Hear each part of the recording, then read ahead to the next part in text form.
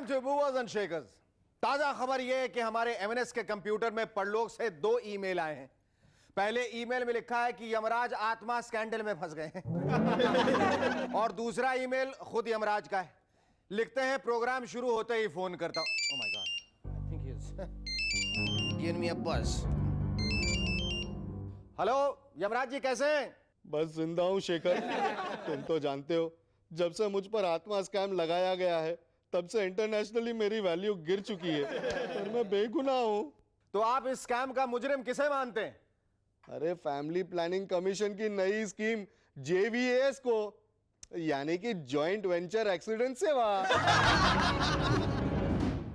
इसके तहत family planning commission वालों ने रेलवेज, रोडवेज और एयरवेज डिपार्टमेंट वालों के साथ जॉइंट वेंचर कर लिया है ताकि बढ़ते हुए पॉपुलेशन पर कंट्रोल किया जा सके।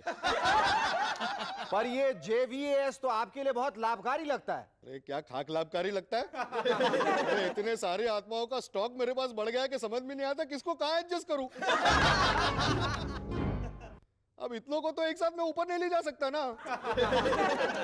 कहिए, मैं आपकी क्या मदद कर सकता हूँ? वो क्या है शेखर, परलोक के गेट पर बैठी हुई रेफ्यूजी आत्माएं मेरा सर खा रही है। उनका एंटरटेनमेंट करना बहुत जरूरी है, इसलिए मैं चाहता हूं कि तुम थोड़ी देर के लिए अपनी ये बैंड है ना, ये मुझे दे दो। पर सर जी, हमारा प्रोग्राम चल रहा है। क्या कहा? कुछ नहीं सर जी, ले जाइए, पर ब्रेक के बाद वापस छोड़ जाइएगा। सर क्या है, छोटे छोटे यतीम बच्चे हैं। मेरा मतलब है ये टीम के बच्चे हैं। जाओ भाई, घबरा मत, मैं हूं ना। अरे बाप रे बाप, ये तो सचमुच चले गए। लगता है आज इस रबर का बैंड बज जाएगा। बहरहाल इन लोगों के लिए आराम से बाद में इत्मीनान से ताली बजाइएगा। Let me announce the guests tonight. Our guests are actress Isha Kopikar and National Award winner vocalist Sanjeev Abhyankar. But before that, नहीं ये तो गए, thank you. अरे तुम लोग तो जिंदा लग रहे हो, बल्कि मेरे ख्याल से प्रिटी जिंदा लग रहे हो। Very good. उत्तर प्रदेश में सरकारी स्कूल का एक मास्टर इस बात पे डट गया है कि जब तक उसे आधी पगार मिलेगी वो स्कूल के बच्चों को आधा ही सिलेबस पढ़ाएगा। इस पर कुछ लोगों ने उसकी शिकायत शिक्षा मंत्री से की। शिक्षा मंत्री जी ने इस पर कहा, भाई पूरा ना सही, कम से कम आधा तो पढ़ा रहा है ना। अब मुझसे पूछिए, बिना पढ़े शिक्षा मंत्री के कार्य को करना कितना मुश्किल है। बंबई दूरदर्शन की एक अनाउंसर को ट्रेन में यात्रा करते वक्त 5 साल के बच्चे ने पत्थर मारा। फौरन पुलिस ने जाकर वो बच्चे को पकड़ लिया। इंस्पेक्टर साहब ने पूछा, क्यों वे छुटकू, पत्थर क्यों मारा? वो झूठ बोलती है इसीलिए मारा। इन्होंने कहा था कि रात को टीवी पर अडल्ट फिल्म आएगी, पर नहीं आई। क्यों हवलदार, ये सच कह रहा है? जी सर, बिल्कुल सच कह रहा है। मैं और मेरा बेटा भी उसी फिल्म का इंतजार करते करते सो गए। सुना है लालू जी अपने बेटे को राष्ट्रपति बनाना चाहते हैं। जब उनसे कहा गया कि राष्ट्रपति बनना तो बहुत मुश्किल है, तो लालू जी ने कहा, लेट। अरे जब हमारी पत्नी चीफ मिनिस्टर बन सकती है तो हमारा बेटा राष्ट्रपति क्यों नहीं बन सकता? और फिर इसके लिए बहुत मेहनत कर रहा है, 4 ट्यूशन पढ़ रहा भाई। अरे लालू जी, और भी कई प्रोफेशन है, फिर यही क्यों? देखो, अब हर प्रोफेशन में सैचुरेशन आ गया, यही ठीक है। और वैसे भी हम रोज रोज का राष्ट्रपति शासन से बोर हो चुका हूं। अगर अपना बेटा राष्ट्रपति होगा तो शासन भी अपना ही रहेगा ना। तुम लोग कुछ समझ में नहीं करते हो बुड़बक से। प्रमोद महाजन ने कहा है कि अब कश्मीर के लोग डाक के जरिए अपने वोट डाल सकेंगे, यानी कि अब पोस्टमैन लेटर के साथ साथ आपका वोट भी घुमा देगा। जब यही बात मशहूर बूथ कैप्चरिंग करने वाले मुन्ना मोबाइल ने सुनी तो बोला, ये साले, लगता है इस बार अपन लोगों को अपने कैंडिडेट को जिताने के लिए बूथ कैप्चरिंग के साथ साथ पोस्टमैन लोगों को भी किडनैप करना पड़ेगा क्या? हाल ही में एक कुश्ती कंपटीशन के दौरान उत्तर प्रदेश का पहलवान जिम्बाब्वे के पहलवान से डर गया। जिम्बाब्वे के पहलवान ने कहा, आजा आजा, अगर गैया या भैंसिया का दूध पिया तो आजा। इस पर उत्तर प्रदेश के पहलवान ने कहा, सॉरी यार, मैं तुमसे नहीं लड़ सकता, मैंने यूरिया का दूध पिया है। क्या बात। अमेरिका में जहां लोग चांद पर कंप्यूटर लगाने की खोज कर रहे हैं, वहीं हमारे देश में लोगों ने यूरिया से प्योर मिल्क बनाने की खोज कर ली। रिसेंटली बीसीसीआई के सेक्रेटरी जयवंत साहब स्पोर्ट्स मिनिस्टर उमा भारती की एक यॉर्कर गेंद पर बिना खाता खोले ही बोल्ड हो गए। उमा भारती जी का कहना है कि क्रिकेट स्पोर्ट्स नहीं है, इसलिए हमारे स्पोर्ट्स मिनिस्ट्री में नहीं, फॉरेन मिनिस्ट्री में आता है। इस पर विदेश मंत्रालय का कहना है कि जिस चीज की वजह से चाय की पत्ती से लेकर साबुन और साबुन से लेकर शहर तक बिकते हो, वो हमारे मंत्रालय में कैसे आ सकता है? वो तो फाइनेंस मिनिस्ट्री में होना चाहिए। यार मैं तो पूरी तरह से हो गया हूं कंफ्यूज। खैर कुछ दिनों में अपने आप पता चल जाएगा। वैसे भी डिस्कवरी चैनल ने सुना है, डिस्कवरी शुरू भी कर दी है कि क्रिकेट अगर खेल नहीं तो आखिर है क्या भला। टीवी, फ्रिज, कूलर और न जाने क्या क्या बेचने के साथ साथ सुना है मल्टीनेशनल एमपीज और एमएलएस की भी सेल करेंगी, ताकि हमारे देश को अब स्टेबल गवर्नमेंट मिल सके। एमपी एमएलए सेल्स मैनेजमेंट के जनरल मैनेजर का कहना है कि हमारी एक गारंटी है कि हमारा प्रोडक्ट पूरे 5 साल चलेगा। सिर्फ आप लोग एमपी एमएलए खरीदते वक्त ठीक से देख लें कि उस पर वैलिड ओनली फॉर इंडिया लिखा हो।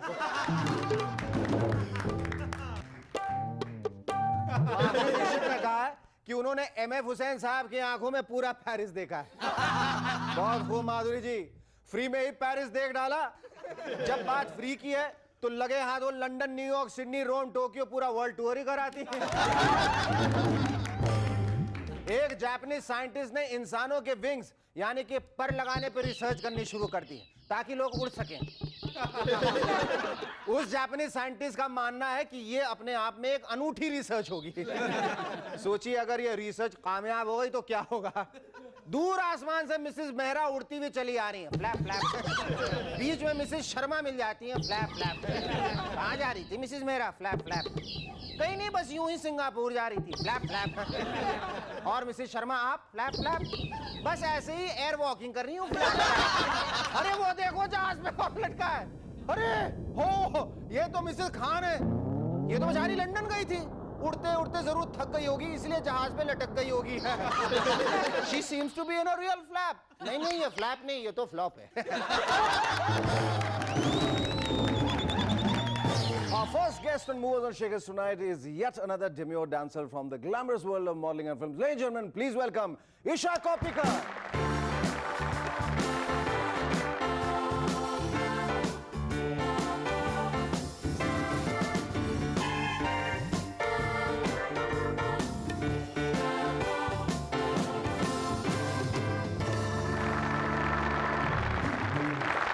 ईशा, मैं पढ़ रहा था, मुझे बताया गया है कि तुम्हारी फेवरेट कलर जो है ब्लैक एंड व्हाइट है। How come you are moving on to shades of grey now? Because I don't believe that everything in life is black and white. You know, you have shades of grey. I believe you resented films. Then what prompted you to join films? I never resented. Never? films. Never resented joining films? No, the thing was, I never thought. You know, I was a science student. My father is a doctor, and I thought I would land up somewhere there, dissecting and cutting. But it just so happened that I started modeling, and It just so happened. How? Because one of my mother's friends, her daughter, she got a portfolio done. Okay. And I saw those pictures and I was totally smitten. Yeah, gorgeous. तो इसलिए बस वो देख के बस तुम्हें लगा कि मुझे भी अपनी पोर्टफोलियो करवानी चाहिए, मुझे भी खूबसूरत लगना है, मुझे भी खूबसूरत लगना है। So now that you have shifted and you have focusing, you know, in the field of like modeling and films, how do you feel now? Do you think your judgment has been right? Do you think this is the place where you belong, or what? Right now, I wouldn't say I've yet settled here. It's just been एक ही साल. एक ही साल. Yeah, last year I started. पर एक साल में 365 दिन होते हैं और आदमी हर दिन सोचता है। नहीं, but I feel very comfortable. You feel? I'm very comfortable here doing what I'm doing, and there's a long way to go.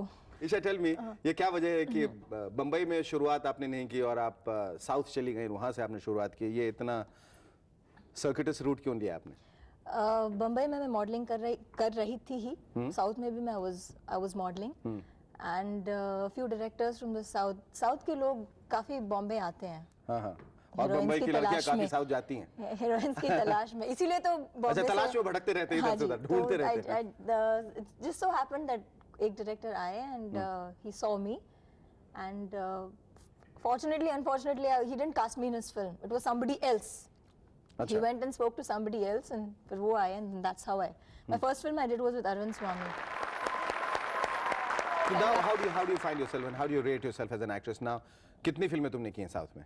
I've done 5 movies down south. 5 movies. Yes. What are your other interests, Isha, besides I films and acting and you done a video as well. You yes, yes, done a yes, video. yes. Now tell us a little more about the video. A music video? Yes. I've done lots of music Lots, videos. lots. Yeah. But But- talk about one video which you really liked. There's one which I did sometime back with Ken Ghosh, and it was for Asha ji and Khayyam. Okay. You know, And what about it's the soothing ads? to the ears. And what about the ads which you have done? Would you still like to continue modeling? Of course, तुम्हारा modeling is favorite my ad कौन first सा love. था? My favorite ad is Camé, क्या में? yeah, which I had done around 2 years back. क्योंकि And बहुत now दिनों के it's बाद, क्योंकि बहुत दिनों के बाद नहाने का मौका मिला। Rexona. And one is Rexona. वो भी देखो तुम्हें नहाने का मौका बहुत मिल रहा है इसमें। these 2 ads are my favorite. So now you done like music video, you're doing South films, you're being offered Hindi films, you are a dog lover and you are a very romantic person, you listen to ghazal. What do you want to do in life now? What is one thing that you really want to focus on? What is that? Right now, it's just my career and my family. That's it. There are just 2 things that I can see. Here's wishing you all the best. It was lovely talking to you. Thanks. Our second guest on MNS tonight is an outstanding classical vocalist from the Mewati Gharana. Winner of the National Award 1999 for the Best Male Playback Singer for the film Godmother. Ladies and gentlemen, please welcome Sanjeev Abhyankar.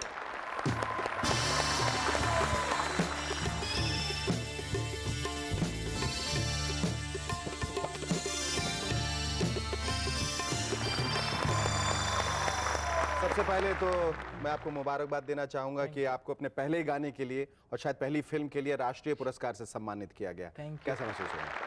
I'm feeling very happy क्योंकि इस field में मेरी शुरुआत ही है, पहला ही गाना था।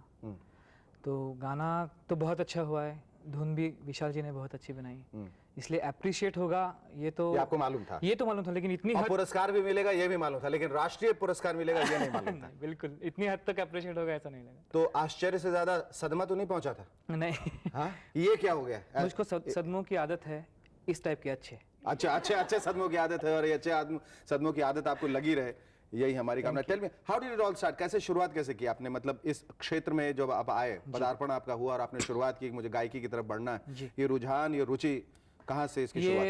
ये जीन्स से ही, मतलब घर कहाँ में से? जीन्स आप तो कुर्ता पजामा पहनते हैं। मेरी माँ गाती है, मेरी माँ की माँ भी गाती है, अच्छा। तो घर से है।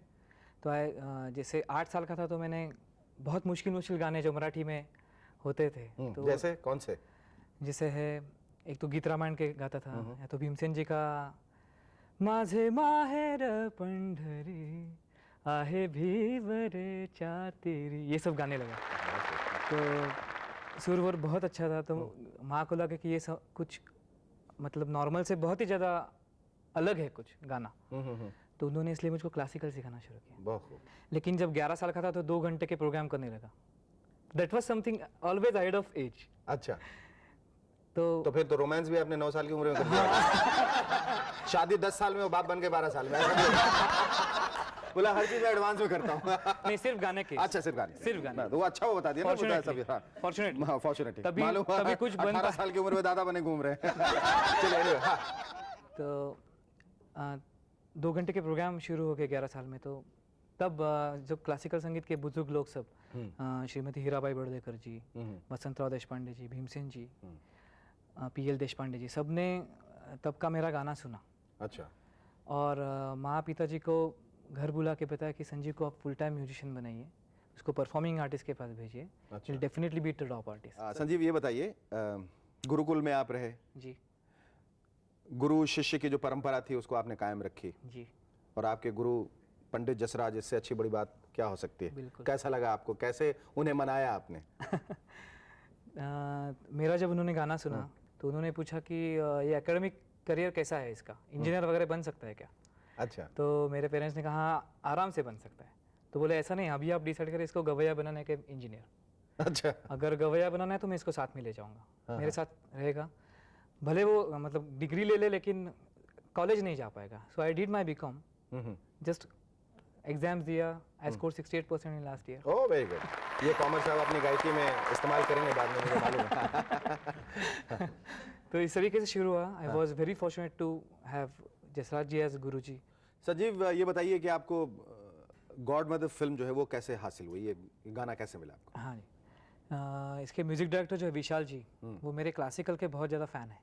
अच्छा। हाँ, तो तब जब माचिस बन रही थी उनकी फर्स्ट मूवी, तो लता मंगेशकर जी के गाने में एक भटियार का आलाप करना था, तो उन्होंने सोचा कि मेरी आवाज़ में बहुत अच्छा लगेगा। अच्छा। So that was first time उनकी मेरी कोई बात हुई। तो जब वो गाया तो उन्होंने पूछा कि संजीव तुम्हारे आवाज़ में गाना भी बहुत अच्छा लगेगा, तो करें क्या गाना। तो इस तरीके से ये जब गाने की धुन बनी तो उनको लगा कि मेरी आवाज़ में बहुत अच्छा लगेगा। So this is a cassette of the film Godmother, which contains the national award-winning song sung by Sanjeev Abhyankar. सुनो रे सुनो रे। Give a big hand. Sanjeev, thank you very much. It was lovely talking to you. हम यही आशा करते हैं कि आने वाले सालों में तुम्हें और इस तरह के राष्ट्रीय पुरस्कार और बहुत सारे पुरस्कारों से नवाजा जाए। Thank you so much. आज का यह खत मलाड वेस्ट मुंबई से भेजा है अभिनव अग्रवाल ने। लिखते हैं, एक लड़का अपने लिए लड़की देखने जाता है। लड़के का बाप उसे समझाता है, बेटा लड़की का बाप जो कुछ पूछे उसका जवाब बढ़ा चढ़ा के देना। लड़की का बाप पूछता है, बेटा तुम नौकरी करते हो? लड़का कहता है, नहीं नहीं मैं मैनेजर हूं। क्या तुम बस में जाते हो? नहीं नहीं मैं अपनी गाड़ी में जाता हूं। लड़का खांसता है। लड़की का बाप तुरंत पूछता है, खांसी है? लड़का बोला, नहीं नहीं टीबी है।